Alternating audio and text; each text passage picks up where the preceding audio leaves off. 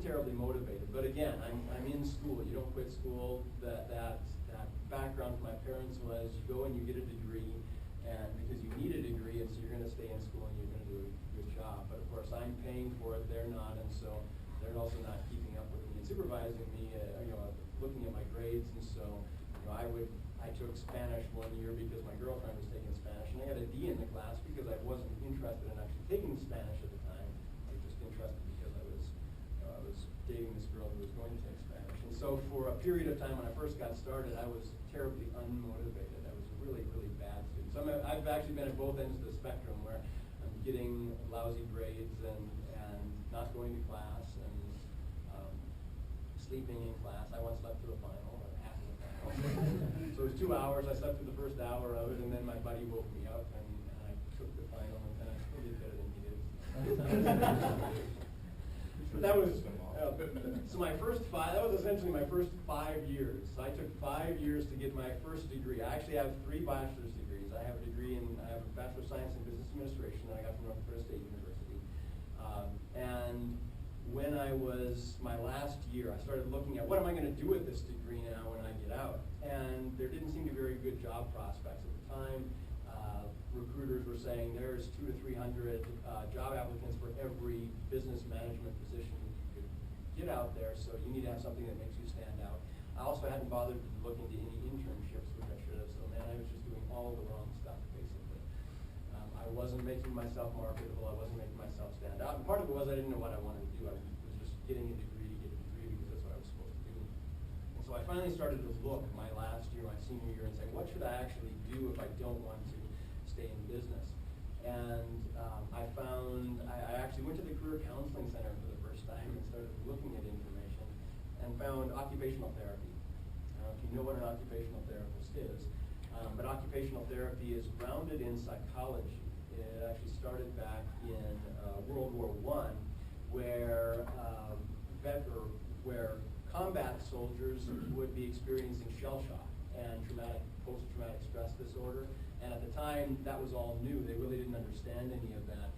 And so occupational therapists were originally nurses who were working with these combat veterans and trying to figure out how to deal with that shock that they were experiencing. And so it was very much a psychology-based, but it was a lot of activities. What kinds of activities can we get them doing to get them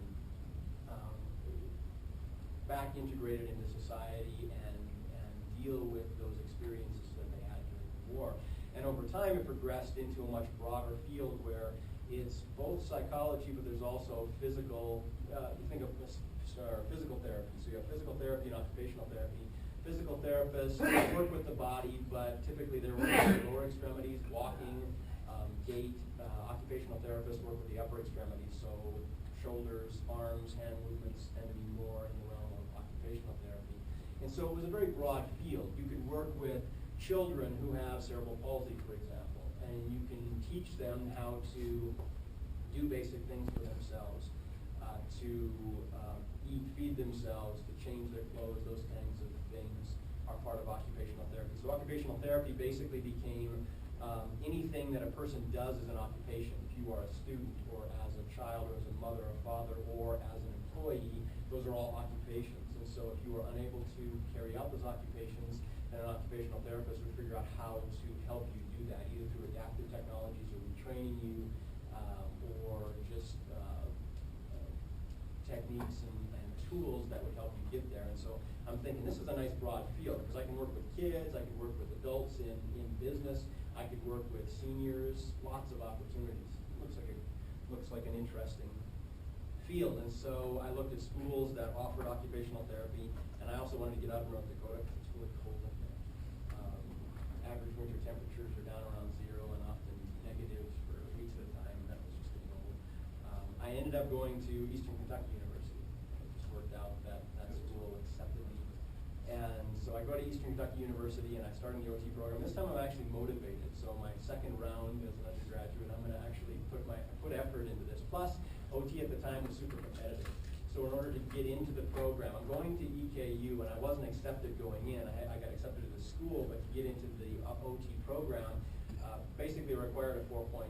They would have 300 students every semester applying for 50 positions. So it was super, super competitive, and you had to have a very high GPA. And at the time, that was primarily the cutoff was the GPA, and so if you didn't have a 4.0, you weren't getting in. And so, of course, I'm going to EKU with a 2.78 or something like that from North Dakota State University, not the best GPA. And so I pretty much had to start over. And so another thing is, the choices you make now when you're taking classes and you're kind of blowing those classes off, or you don't think an A is important, there's a cost associated with that. In this case, I had to take 2 years of classes to make up for that because they only counted, luckily they only counted your last 45 credits towards the GPA that counted towards getting into the program.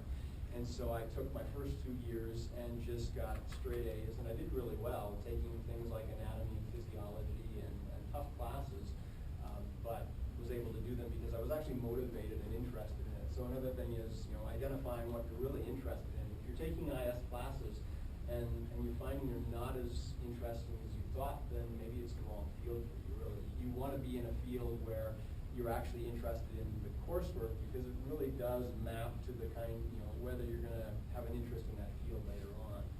Not every single course, right? There may be a few courses where you're not engaged completely and it's not as interesting. But if you don't like any of your courses in the field and you're not, that's maybe a good indicator that it's not a good major for you. But in this case, I was liking the classes. I get into my major, and it turns out that OT is tightly coupled with psychology, and so I double majored. And so I ended up taking 5 years to complete that program and double majored in occupational therapy and psychology. So now I have 3 undergraduate degrees. And I get done thinking that I'm going to have this great job as an OT. Well, it turned out that there were changes in Medicare legislation the year I graduated. So I'm about to graduate, and Medicare, the government decides that we're going to change how Medicare reimburses for therapy services. And before that, the law was under Medicare that if a doctor prescribed OT or PT or speech therapy, that whatever the doctor prescribed, Medicare would pay for. So as many hours as that was. And so you had nursing homes, for example, that would employ 4 and 5 occupational therapists because all of these elderly people really need occupational therapy. They can't take care of themselves. We should retrain them or try and help them be as independent as possible. And so the 4 or 5 OTs provide therapy for all of these patients. Medicare changes and says the limit now is $1,500 annually. And these therapists are charging $200-300 an hour. And so how many hours is that? 5, 6, 7 hours in an entire year for a person, where before they were doing 2 to 3 hours a week sometimes. So now all of a sudden, all these nursing homes are laying off therapists left and right, and this awesome job market turned into nothing.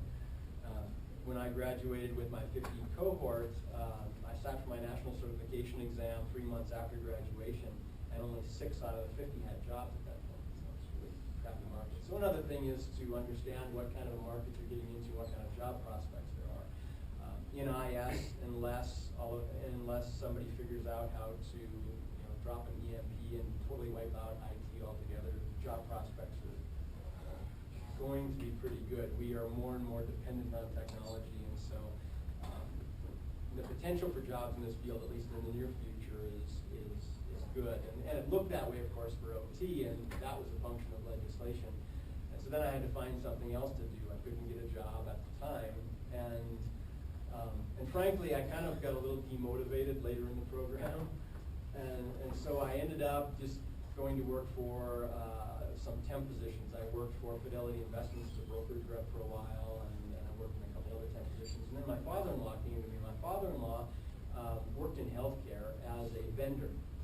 He specifically worked for a company called Executone that provided information and communication systems to hospitals and nursing homes and doctors' offices. Nurse call systems, paging systems, in-house wireless phone systems, infrared, RFID tracking, asset tracking systems. All of those things were part of what their company offered to healthcare organizations. And they needed somebody they had a couple of technicians who were quitting, and so they wanted a technician. And so I went in and started working on these systems and learned how to install them, learned how to service them, provided training on them. My first job was actually as a trainer to train the nurses on how to use these systems. Eventually I moved into sales and worked in sales for a while, but kind of ran the gambit in that organization.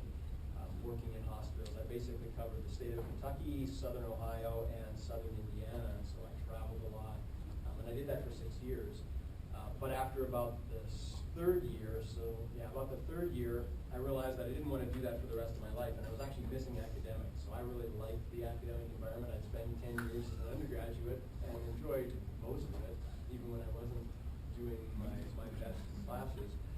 And so I thought I need to do something different. And so I decided I'm going to go back and get some more education, and so I decided to go get a master's degree. And I looked at a variety of options and decided that I liked computers, I liked technology, and so I went for a master's degree in applied computing at Eastern Kentucky University. And I ended up going through that program at like 2 years. At the end of that 2 years, they have a comprehensive exam. And I took this comprehensive exam, and somehow I managed to fail it. And so they told me, okay, you have one more chance to take it, and if you fail it again, then you're out of the program. Okay, no problem. So I studied, and I went and took it again, and I failed it the second time. And apparently I was the first person ever to do this.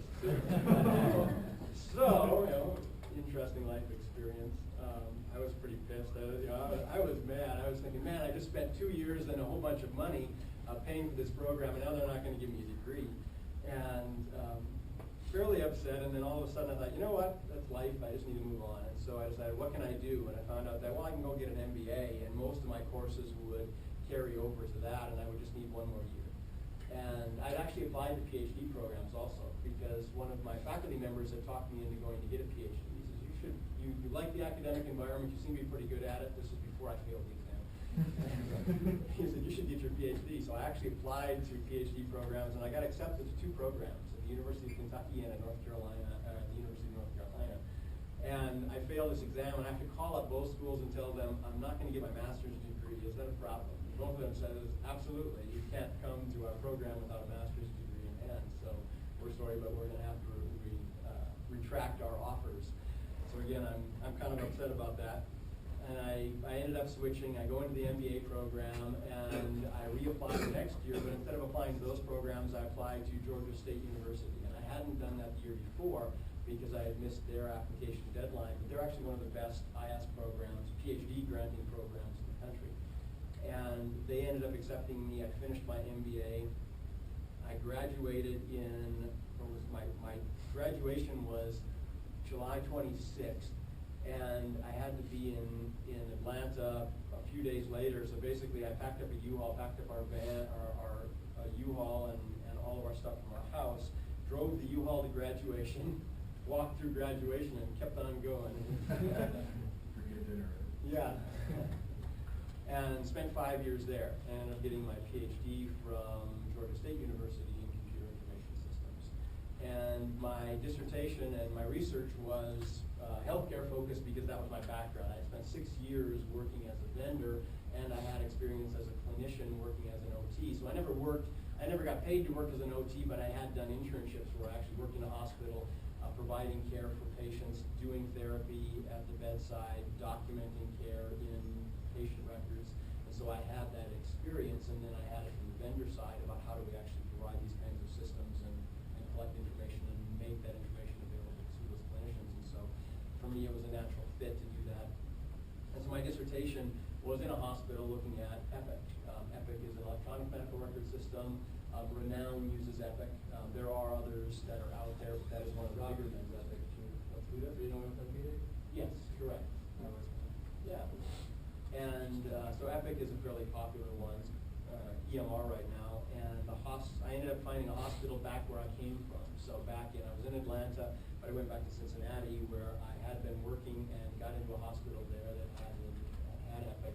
And basically studied how the nurses' work practices on patient care units were being impacted by the change with that EMR, going from a paper-based system to an electronic system, how that changed the way they cared for patients and interacted with patients, how that changed the way they interacted with each other, and how that changed the way they interacted with other clinicians and physicians.